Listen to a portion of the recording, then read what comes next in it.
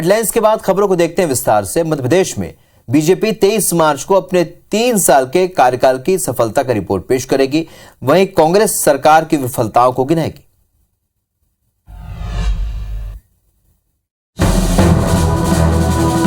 मध्य प्रदेश में चुनावी साल में बीजेपी और कांग्रेस दोनों ही पार्टी रिपोर्ट कार्ड के जरिए पब्लिक के टेस्ट में पास होने की कोशिश में जुट गई हैं। दोनों दल अपने अपने रिपोर्ट कार्ड बना रहे हैं। 23 मार्च को बीजेपी अपने कार्यकाल की सफलता का रिपोर्ट कार्ड पेश करेगी और जनता को अपने 3 साल की उपलब्धियां गिनाएगी।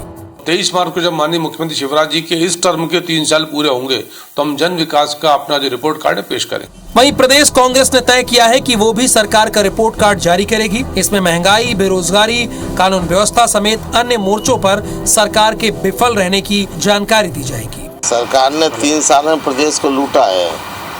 आप बताइए ऐसा कौन सा विभाग है जिसमें घोटाले नहीं हो। पूरे मध्य प्रदेश में शिवराज सिंह की सरकार भ्रष्टाचार घोटालों की सरकार है। मध्य प्रदेश में चुनाव में 8 महीने बचे हैं। ऐसे में कांग्रेस और बीजेपी के रिपोर्ट कार्ड का फैसला नवंबर 2023 में मध्य प्रदेश की जनता करेगी। मध्य प्रदेश कांग्रेस के एक ट्वीट पर बयानों की गर्माहट बढ़ती जा रही है। कांग्रेस ने कमलनाथ को अवश्यम भावी मुख्यमंत्री बताया, जिस पर पार्टी के ही कुछ नेताओं ने आपत्ति जाहिर की, लेकिन उस आपत्ति को कांग्रेस का एक धड़ा कमलनाथ के खिलाफ साजिश करार दे रहा है।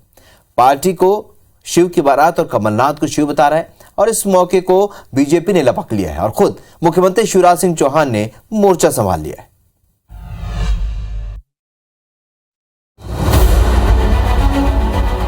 सीएम पर कांग्रेस में रार, कुर्सी के कितने दावेदार। मध्य प्रदेश कांग्रेस में सीएम के चेहरे पर जबरदस्त खींचतान चल रही है।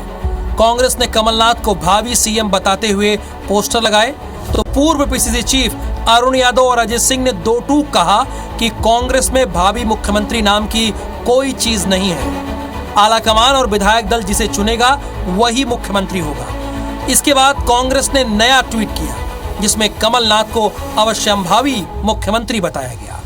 इसके साथ ही कमलनाथ के कट्टर समर्थक माने जाने वाले पूर्व मंत्री सज्जन सिंह वर्मा ने कहा कि कमलनाथ को कटघरे में खड़ा करने की साजिश रची जा रही है।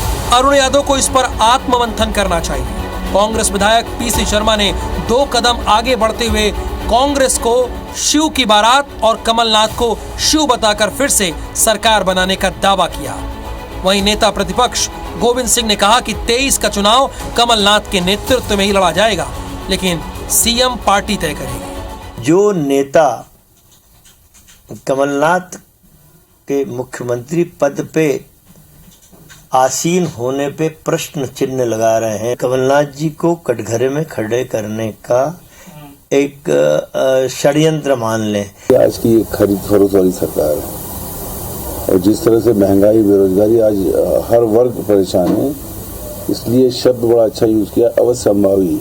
और मैं बार बार कहता हूँ 114 नहीं 174 से ज़्यादा साथ कमलनाथ जी के नेतृत्व में सरकार बनेगी, जिससे बीजेपी जो पूरे देश में आज खरीद फरोख्त कर रही है वो खरीद फरोख्त न कर पाए। जो बैठक हुई थी उसमें अरुण यादव जी और अजय सिंह जी शामिल थे। तय हुआ था कि कमलनाथ जी के नेतृत्व में हम लोग चुनाव लेंगे, वही हमारे चेहरे हैं। उनको ही नेता मान रहे हैं तो नेता के पीछे सब लोग चलने को तैयार हैं। कांग्रेस में किचकिच शुरू हो गई तो बीजेपी कहां भला रुकने वाली थी। खुद सीएम शिवराज सिंह चौहान ने मोर्चा संभाला और कमलनाथ समेत कांग्रेस को भी लपेटे में ले लिया। उन्होंने तंज कसा कि दिल को बहलाने के लिए ये ख्याल अच्छा है। मन के बहलाने को कमलनाथ जी ख्याल अच्छा है।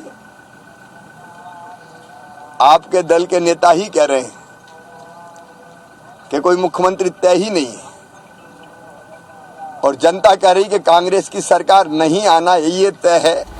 चुनाव में महज 8 महीने बचे हैं और भारत जोड़ो यात्रा के गुजरे ज्यादा वक्त भी नहीं बीते हैं, लेकिन एमपी में कांग्रेस के नेतृत्व पर सवाल उठने लगे हैं। अंदर खाने बढ़ रही इस गुटबाजी से कहीं कांग्रेस का ख्वाब अधूरा न रह जाए और बीजेपी फिर बाजी न मार ले जाए। सवाल है कि क्या वाकई कांग्रेस एकजुट है या क्या वक्त रहते पार्टी अपने नेताओं की नाराजगी दूर कर पाएगी, क्योंकि ये बड़ा सवाल है। Bureau report, IBC 24। छत्तीसगढ़ में एक बार फिर बिजली संकट गहराने लगा है और इस संकट से बचने के लिए पंजाब और मध्य प्रदेश से बिजली लेने की तैयारी की जा रही है। जानकार आशंका जता रहे हैं कि सप्लाई की तुलना में ज्यादा डिमांड को देखते हुए लोड शेडिंग की शुरुआत भी की जा सकती है।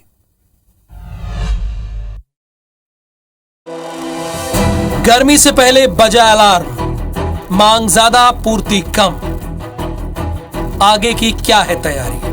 कोल संकट के दौरान भी छत्तीसगढ़ में लोड शेडिंग की नौबत नहीं आई, लेकिन इस बार स्थिति दूसरी है। फरवरी महीने में ही एवरेज डिमांड पिछले एक हफ्ते में 5000 मेगावाट से अधिक हो गई है।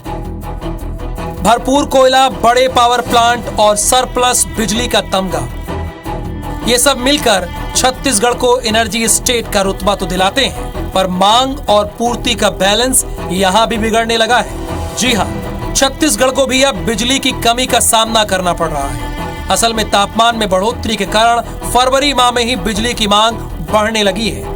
पिछले एक हफ्ते की औसत डिमांड पर नजर डालें तो ये अभी से 5100 मेगावाट तक पहुंच गई है। आमतौर पर इतना पावर लोड प्रदेश में अप्रैल मई के महीने में होता है, जो कि डिमांड के लिहाज से पीक सीजन भी होता है।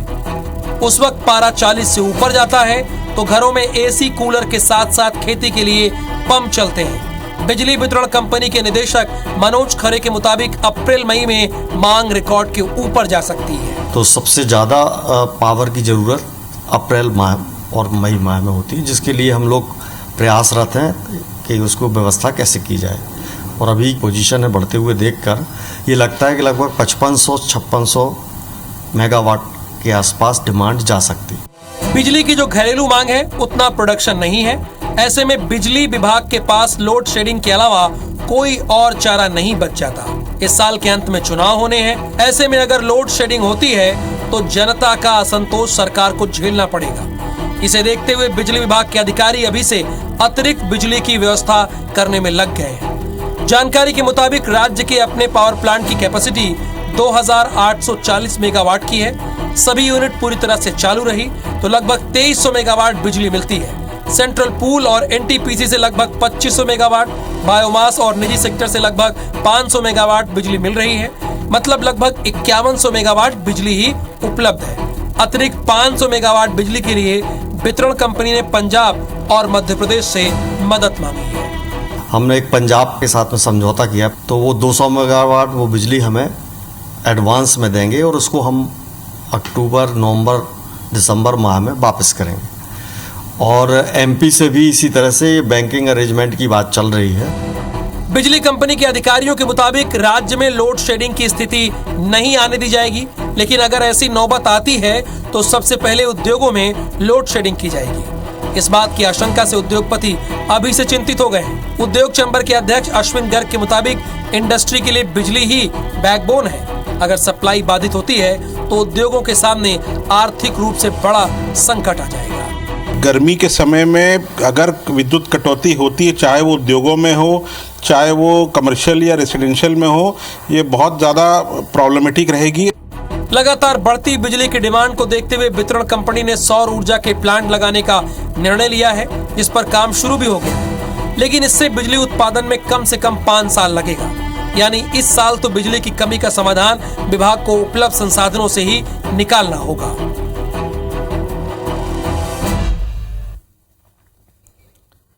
आरडीए के कमल विहार में थाना खोले जाने और पुलिस पेट्रोलिंग की लगातार मांग उठ रही है और इसके बीच एक बार फिर से सुरक्षा में बड़ी चूक सामने आई है।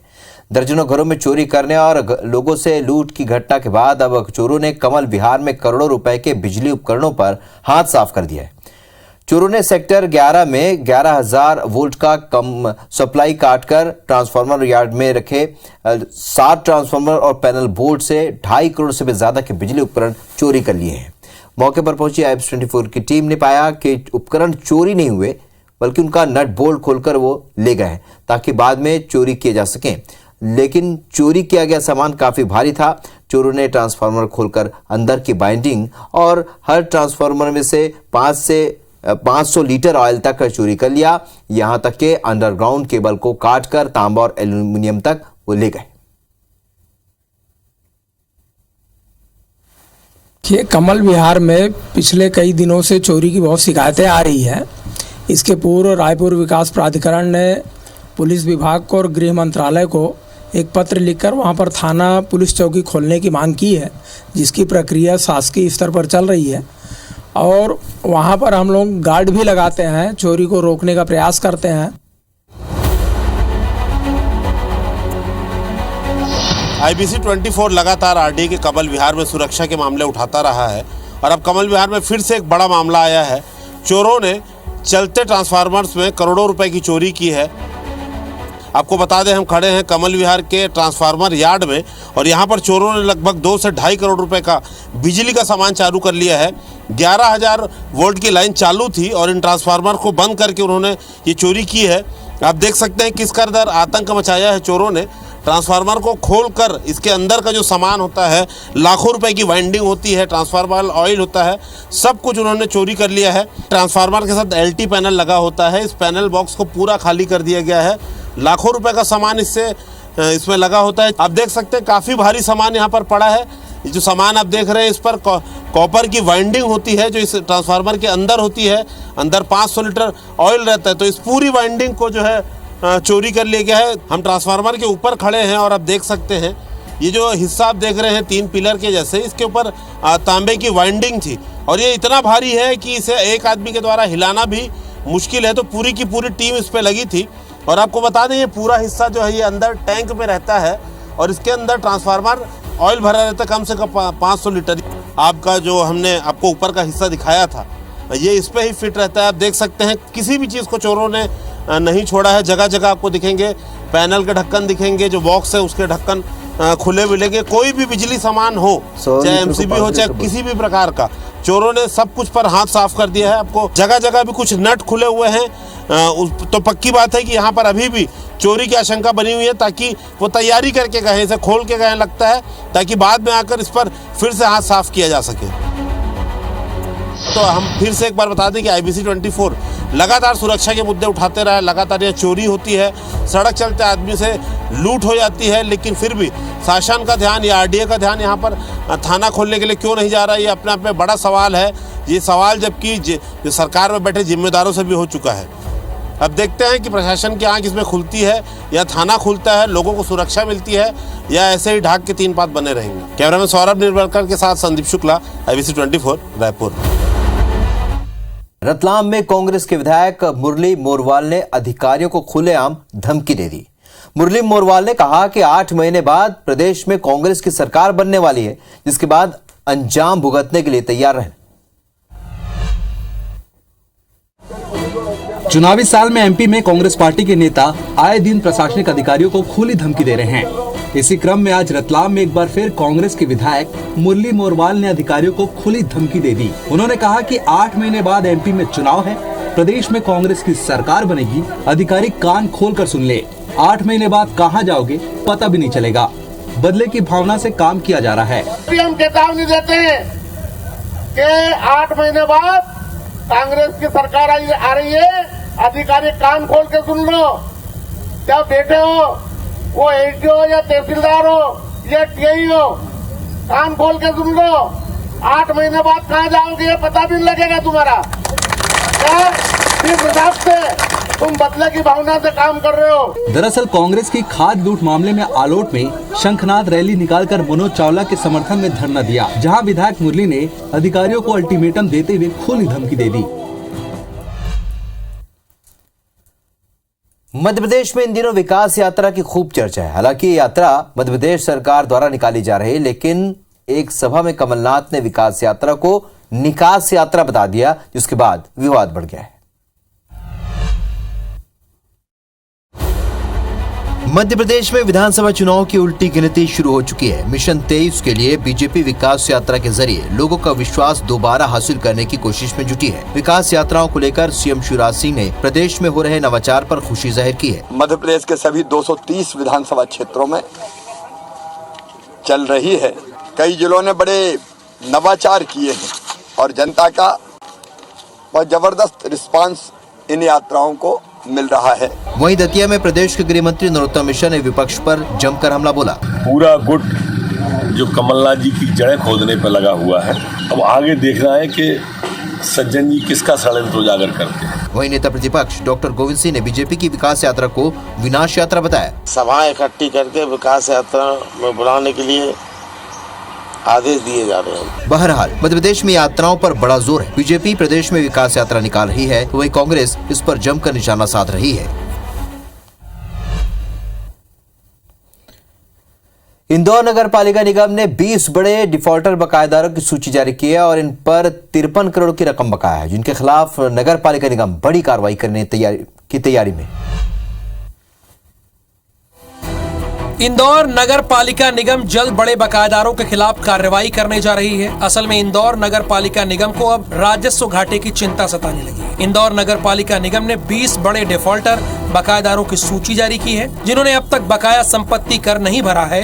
इन पर 53 करोड़ की रकम बकाया है। इन बड़े डिफॉल्टर में Yashwant club, treasure island mall, GSITS college और ब्रिलियंट कन्वेंशन सेंटर भी शामिल है।